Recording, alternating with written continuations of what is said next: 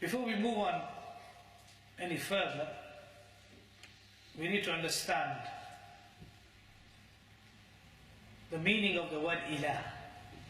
La ilaha. The word ilah.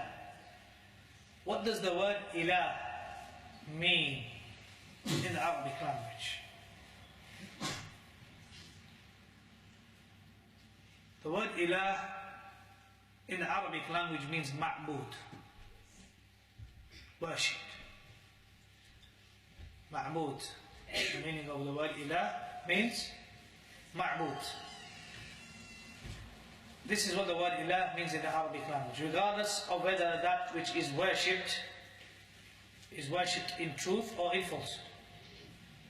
So anything or anyone that is worshipped is known as ilah. This is in agreement with the great scholars such as Imam Ibn Jarir, who was a mufassir as well as a alim of the Arabic language. Ibn Sayyida, Ibn Faris, these are great linguists of the Arabic language. They are all in agreement that the word ilah ma'nahu ma'bud, as Ibn Jarir al-Tabari mentions. Al-Imam al-Muallimi al-Yamani rahmatullah alayh, one of the great scholars, the Dhahabi of this time, he says that ignorance in understanding what the word ilah means necessitates ignorance in understanding Tawheed. So if you do not know the meaning of La ilaha illallah and ilah, this necessitates that you cannot understand the Tawheed of Allah subhanahu wa ta'ala correctly. So there is ijma' amongst the scholars of the Arabic language as well as the mufassirun that the word ilah in the Arabic language means ma'bud. Now the word ilah has been derived from the root verb of alaha ya'luhu, ala wazni abada ya'budu, on the measurement of fi'al, ala wazni fi'al, bima'na maf'ul, meaning the object. Object meaning, if you were to say Muhammad ate the apple, Muhammad is the subject, the fa'il. Eating, the ate is the fa'il, and the apple is the object, the maf'ul. So the word ilah ala wazni fi'al it means the one that is worshipped, ma'bud. And the word ilah, its plural is aliha. One of the plurals of the jam of the word ilah is aliha, uluha, wal ilaha. These are the plurals for the word ilah. As we know that we start with the word la ilah. And ilah means ma'bud. So the correct translation for the word ilah is not God, it's ma'bud, which is deity. Which is a deity.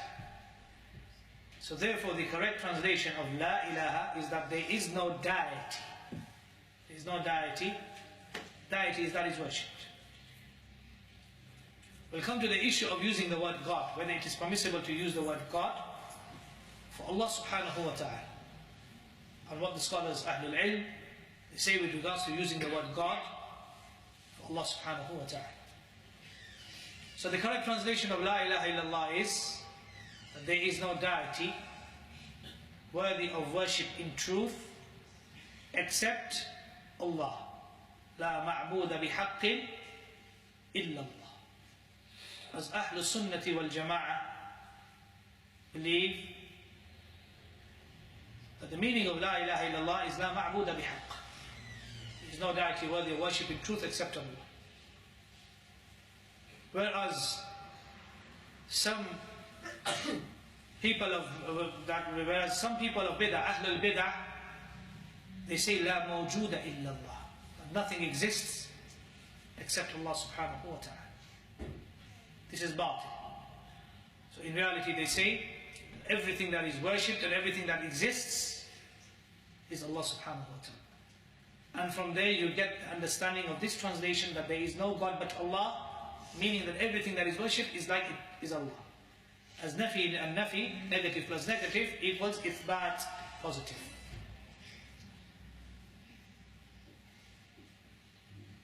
So we understand from this that the word ilah. So the word ilah in the Arabic language is as they say, min asma'il ajnas. Meaning, what does this mean? That it is from the asma'il ajnas, as the scholar As-Suwaidi said. It means that the original meaning is that every deity that is worshipped in truth or falsehood is called an ilah.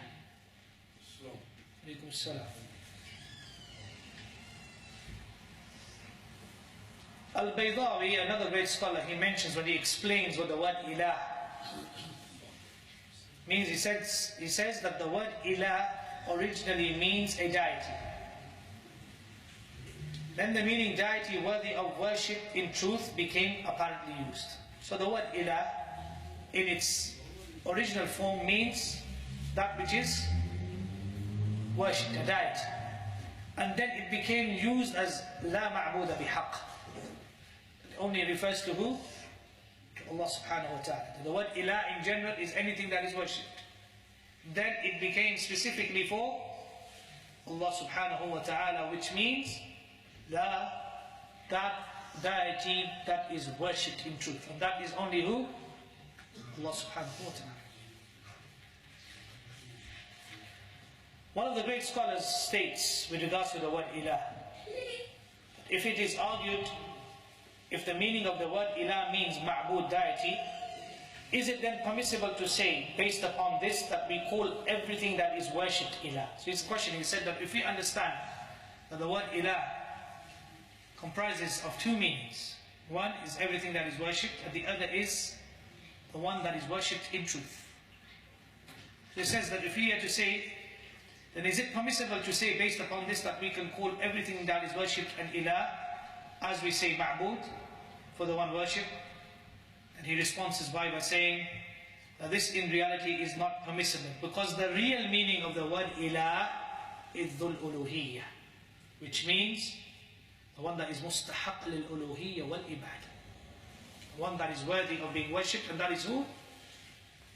Only Allah subhanahu wa ta'ala is dhul uluhiyyah.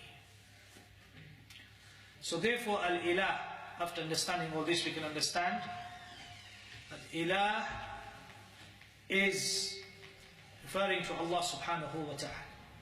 In this phrase, la ilaha illallah. And how do we know that it is referring to ilah, is referring to Allah? Because it says illallah. Allah. Only Allah subhanahu wa ta'ala. So in conclusion, with regards to this word ilah, many of you are thinking that so much detailed and so much information can be given on such a word ilah. Ulama have written so much, hundreds of pages on this. In a nutshell, or in conclusion, we say that everything that is worshipped other than Allah is an ilah in its linguistic sense, on the basis that it is worshipped. Although in reality they are not worthy of being worshipped, they are known as aliha, but they are known as alihatun batila, those deities that are worshipped upon falsehood, not based upon truth. So if there is an ilah which is worthy of being worshipped in truth, then who is that? That is only Allah subhanahu wa ta'ala. So this attribute for them is established from a perspective. When we call these other deities aliha or ilah, when we say that this is an ilah of the Hindus, or the ilah of the Jews, or the ilah of the Christians, or the ilah of the pagans, we attribute this from a perspective and negate it from a perspective. We established that min jihat al-waqi', that in reality, which is the reality, these deities are worshipped, although they are not being worthy of being worshipped. And as min jihat al-istihqaq, that in terms of them being worthy, then only Allah subhanahu wa ta'ala is worthy of being worshipped. So therefore the word ilah means ma'buda bihaq, dhul uluhiyyah, al-mustahaq lil ibadah wal uluhiyyah. and that is Allah subhanahu wa ta'ala. Shaykh al-Islam ibn Taymiyyah, Imam ibn Taymiyyah rahimahullah, he states, he says, it is not intended with the word ilah that anyone who worships that is not worthy, as such deities are many.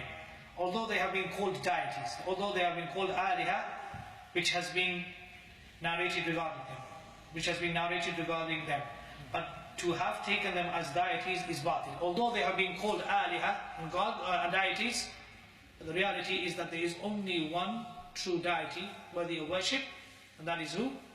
That is Allah subhanahu wa ta'ala. So going into length and with regards to this discussion, we come to the conclusion that the word ilah, as mentioned here in the context of the shahada, is referring to Allah subhanahu wa ta'ala. Although the word ilah has been used for other deities, it has only been used from the perspective that it is a reality. It is batil, but the people worship other deities, although these deities are not worthy of being worshipped.